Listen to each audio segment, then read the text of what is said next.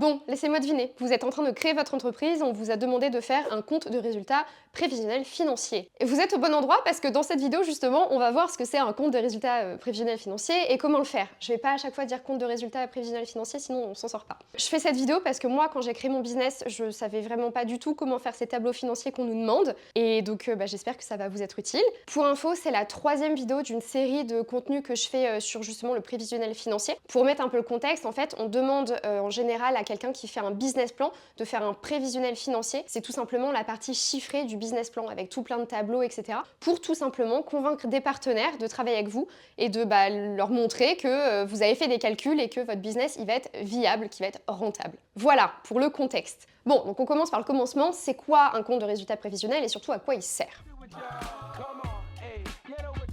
En fait, le compte de résultat prévisionnel, il sert à anticiper les profits à venir et les pertes éventuelles de votre activité. Pour le dire plus directement, plus crûment, ça sert à évaluer le délai dans lequel votre projet il va devenir rentable. Voilà. Donc ça prend la forme d'un tableau dans lequel on va trouver d'un côté l'estimation du chiffre d'affaires prévisionnel de votre activité, à savoir ce qu'on appelle les produits, ou les revenus tout simplement de votre activité. Et de l'autre, on va plutôt avoir les estimations des dépenses prévisionnelles, donc à savoir vos charges, quelle que soit leur nature, toutes les dépenses de l'activité. Le but avec ce tableau, son objectif, c'est de calculer le résultat net prévisionnel des 3 ou 5 premières années d'existence de votre activité. Donc pourquoi 3 ou 5? Tout simplement parce qu'on estime qu'une activité, quand elle se lance, elle met entre 3 et 5 ans à devenir rentable et à fonctionner normalement. Mais d'ailleurs, si par hasard vous trouvez des fois sur internet dans vos recherches des comptes de résultats prévisionnels sur 12 mois, c'est normal, c'est parce que en fait le compte de résultats prévisionnel,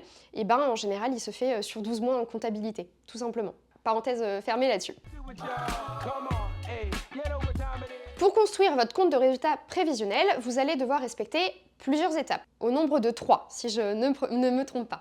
Donc la première, c'est d'estimer votre chiffre d'affaires prévisionnel, la deuxième, c'est de chiffrer vos charges, et puis la troisième, de calculer les sous-totaux. Pour calculer l'estimation du chiffre d'affaires prévisionnel, c'est assez simple. Il faut tout simplement multiplier le nombre de biens ou de services que vous vendez par jour par leur prix de vente unitaire. Et ensuite, vous multipliez ça par le nombre de jours d'ouverture de votre entreprise dans l'année. Et vous avez votre chiffre d'affaires.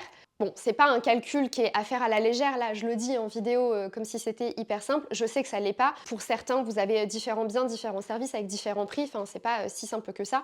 Et puis c'est surtout à ne pas faire au doigt mouillé le calcul. Si vous êtes assujetti à la TVA, attention, vous mettez le montant hors taxe dans vos calculs, parce que sinon vous allez fausser les données de votre tableau entre les entrées et sorties d'argent. Parce que quand on est assujetti à la TVA, on collecte de la TVA et on la reverse à l'État. Bon, parenthèse sur la TVA fermée, donc une fois que vous avez justement calculé votre chiffre d'affaires prévisionnel, vous regardez les charges prévisionnelles, vous faites chiffre d'affaires prévisionnel moins charge prévisionnelle et vous allez avoir un sous-total. Et donc là, suivant le résultat du sous-total, 2 options.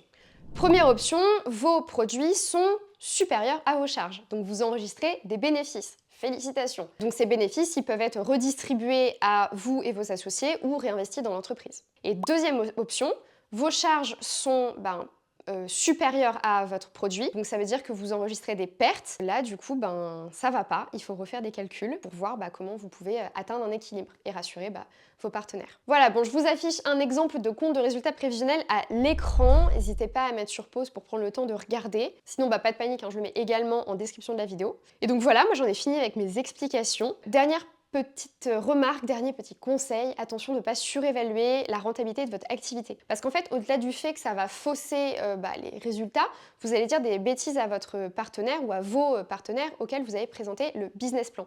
Et du coup, ils risqueraient de pas trop vouloir travailler avec vous parce que ces partenaires, en général, ils envoient beaucoup des business plans, donc ils vont voir que vous dites des bêtises. Et puis si dire des bêtises, ça vous fait peur, pas de panique, parce que j'ai une super solution pour vous, c'est gratuit en plus, c'est notre business plan du Crédit Agricole. Il est 100% digital, hyper simple à faire, je vous fais une petite démo à l'écran et puis voilà, la vidéo touche à sa fin. N'hésitez pas à regarder notre business plan en description de la vidéo et puis moi je vous dis à bientôt pour une prochaine. Salut!